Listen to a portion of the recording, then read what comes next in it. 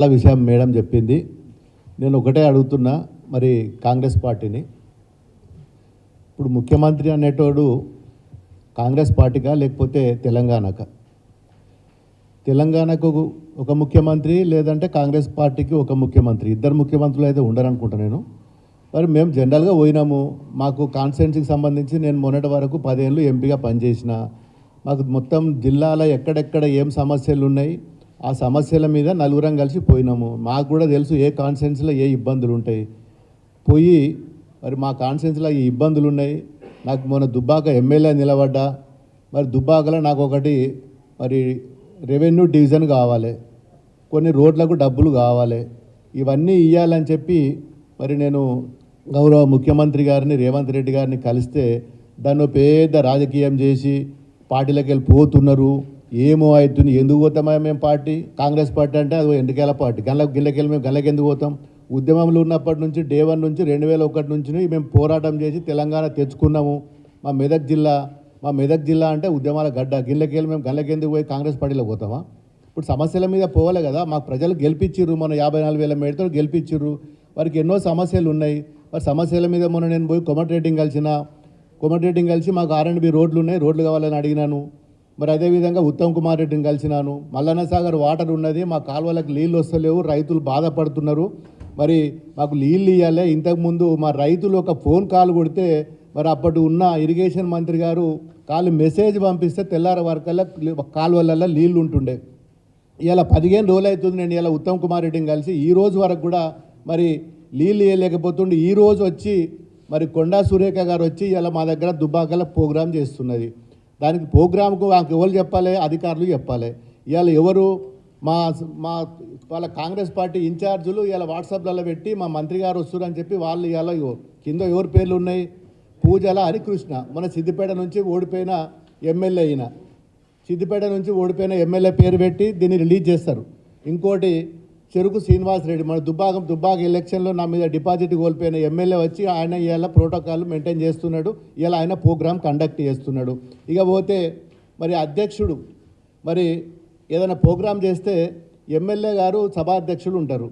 ఇలా మా పేరేమున్నది? ఇక్కడ కొండ సురేఖ, తర్వాత 4 మంత్రులు, కింద 4వ ప్లేసుల్లో 5వ ప్లేసుల్లో ఎమ్మెల్యే పేరు ఉన్నది.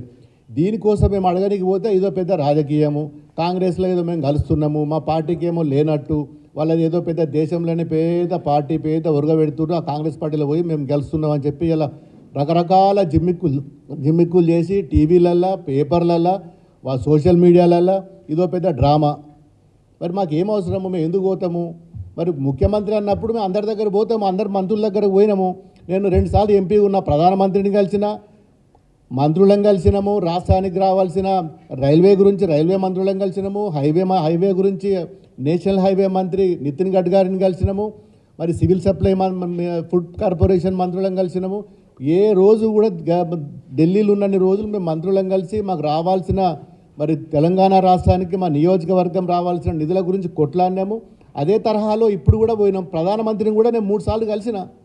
అదే తరహాలో ఈరోజు ముఖ్యమంత్రిని గారిని కలవడం తప్ప, మంత్రులను కలవడం తప్ప, అధికారులను కలవడం తప్ప, సెక్రటరియట్కి నేను పోయినా. ఇప్పటికి 4-5 సార్లు సెక్రటరియట్కి పోయిన అధికారుల దగ్గర మా ఫైల్స్ పట్టుకొని. ఎందుకు పోకూడదండి? దీన్ని పట్టుకొని వార్తలలో పెద్ద పేపర్లలో రాయడం అనేది కరెక్ట్ కాదు. మీరు మొన్న ఎలక్షన్లో ఇప్పుడు ఏమేమి వాగ్దానాలు చేసారో తెలుసు. 6 పథకాలు, 6 కాదు గ్యారంటీలు, మీరు చేసిన 13 గ్యారంటీ పథకాలు చేసిండ్రు. అవి ఇస్తే మేము కూడా స్వాగతిస్తాము, మీలోని సన్మానిస్తాము, శాల్వాలు కప్తాము, బ్రహ్మాండంగా మీలోని ఊరేగిస్తాము.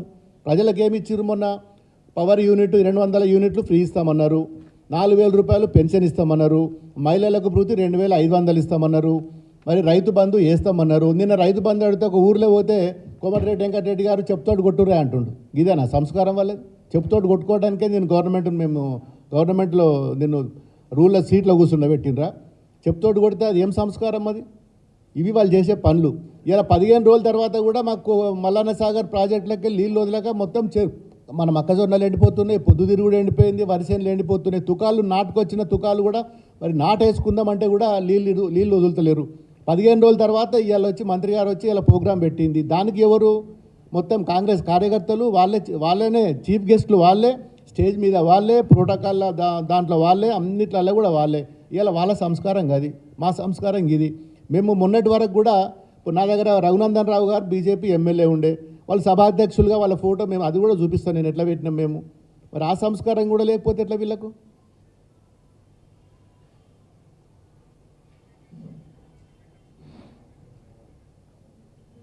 ఫస్ట్ సభాధ్యక్షుడు మినిస్టర్ కింద పెట్టినాం, మరి అదే తరహాలో వీళ్ళు కూడా పెట్టాలి కదా గతంలో పెట్టినట్టు.